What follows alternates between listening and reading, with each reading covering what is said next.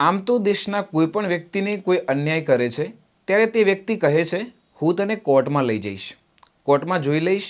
એટલે કે તે કોર્ટ પાસે એવી અપેક્ષા રાખે છે કે તેની સાથે અન્યાય કરનાર સામે કોર્ટ કાર્યવાહી કરશે.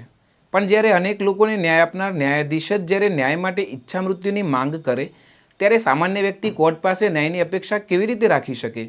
તે આજની સાંપ્રત સ્થિતિની એક વિકટ સમસ્યા છે. આવી જ એક ઘટના ઉત્તર પ્રદેશમાં સામે આવી છે. શું છે સમગ્ર મામલો, વાત કરીશું આ વિડીયોમાં. વૈષ્ણવજન તો તેને કહીએ જે પીડ પરાઈ જાનાને રે. નમસ્કાર, નવજીવન ન્યૂઝમાં આપનું સ્વાગત છે. હું છું હિતેશ બારોટ. દેશની સર્વોચ્ચ અદાલતમાં એક મહિલા જજ જે અનેક લોકોને ન્યાય આપે છે, તેમણે સુપ્રીમ કોર્ટના ચીફ જસ્ટિસને પત્ર લખીને ઈચ્છા મૃત્યુની માંગણી કરી છે. મહિલા જજે પત્રમાં જે જણાવ્યું છે તે અનુસાર તેમની સાથે ગેરવર્તન થયું છે અને શારીરિક શોષણ પણ થયું છે. મહિલા જજે શોષણ સામે અલ્હાબાદ હાઈકોર્ટમાં અરજી કરી હતી, પણ હાઈકોર્ટ તરફથી કોઈ કાર્યવાહી કરવામાં આવી નહોતી. છેવટે મહિલા જજે કંટાળીને સુપ્રીમ કોર્ટ પાસે ઈચ્છા મૃત્યુની માંગણી કરતો પત્ર લખ્યો છે. જોકે સુપ્રીમ કોર્ટે આ બાબતે સુપ્રીમ કોર્ટના જનરલ સેક્રેટરી અતુલ એમ કુરહેકર ને આ બાબતે અલ્હાબાદ હાઈકોર્ટ પાસેથી રિપોર્ટ માંગ્યો છે. મહિલા જજે કરેલા આરોપ મુજબ ઉત્તર પ્રદેશમાં ન્યાયાધીશ તરીકે ફરજ બજાવી રહ્યા હતા.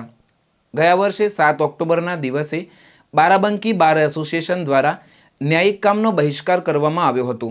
તે દિવસે બારાબંકી સિવિલ જજ કોર્ટમાં હાજર હતા. તે દરમિયાન બાર એસોસિએશનના સેક્રેટરી અને વાઇસ પ્રેસિડેન્ટ ઘણા બધા વકીલ સાથે કોર્ટરૂમમાં પ્રવેશ્યા હતા. જનરલ સેક્રેટરી અને વાઇસ પ્રેસિડેન્ટ સાથે આવેલા અનેક લોકોએ મહિલા જજ સાથે ગેરવર્તન કર્યું હતું. બીજા દિવસે 8 તારીખે મહિલા જજે પોતાની સાથે થયેલા ગેરવર્તન બદલ મુખ્ય સિનિયર જજને ફરિયાદ કરી હતી, પણ મુખ્ય જજ દ્વારા આ અંગે કોઈ કાર્યવાહી કરવામાં આવી નહોતી. વધુમાં મહિલા જજ સાથે શારીરિક શોષણ થવાનો પણ આરોપ હતો. પોતાની સાથે થયેલા ગેરવર્તનની ફરિયાદ અલ્હાબાદ હાઈકોર્ટમાં પણ મહિલા જજે કરી હતી, પણ હાઈકોર્ટ દ્વારા આ બાબતે કોઈ નક્કર પગલાં લેવામાં આવ્યા નહોતા. મહિલા જજે પત્રમાં કરેલા આરોપ મુજબ 1000થી પણ વધુ મેલ કરવામાં આવ્યા હતા, છતાં હાઈકોર્ટે કોઈ કાર્યવાહી કરી નથી. છેવટે મહિલા જજે દેશની સર્વોચ્ચ અદાલતમાં એક પત્ર લખીને મુખ્ય ન્યાયાધીશ પાસે ઈચ્છા મૃત્યુની માંગણી કરી હતી. મહિલા જજે પત્રમાં લખ્યું, મારું આત્મસન્માન મરી ચૂક્યું છે.